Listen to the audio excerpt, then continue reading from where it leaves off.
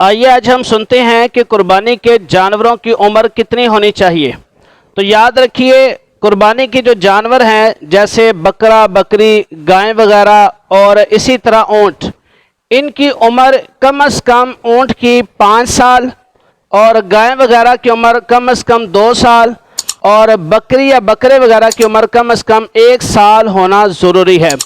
اور یاد رکھیں چھترا یا دمبا وغیرہ اگر سال سے کم ہو اور دیکھنے میں سال کا لگتا ہو تو ایسی صورت میں چھترے اور دمبے کی قربانی ہو جائے گی۔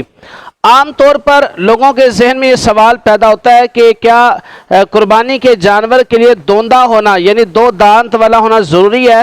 تو یاد رکھیں 2 دانت والا ہونا شرط نہیں ہے، شرط عمر کا پورا ہونا، ایج کا پورا ہونا ضروری ہے، اور 2 دانت کا ہونا اس کی علامت ہوتی ہے۔ جیسے بکرا یا بکری وغیرہ ہے، اس میں 2 دانت اس کے 1 سال کی علامت ہے۔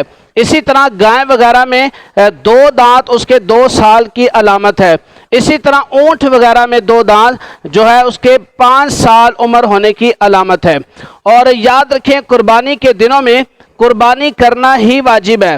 اگر قربانی کے دن گزر گئے اور اس پر قربانی کرنا واجب تھا اور اس نے قربانی نہیں کی تو اب قربانی کے دن گزرنے کے بعد بھی اس بندے پر جس نے قربانی نہیں کی، چاہے وہ مرد ہو چاہے وہ عورت ہو، تو اسے قربانی کے دن گزرنے کے بعد ایک جانور کی، ایک بکرے وغیرہ کی جو نارملی بکرا جس کی جو قیمت ہے وہ صدقہ کرنا ضروری ہے۔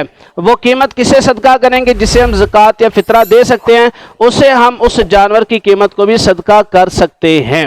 اللہ تعالی ہمیں عمل کی توفیق عطا فرمائے۔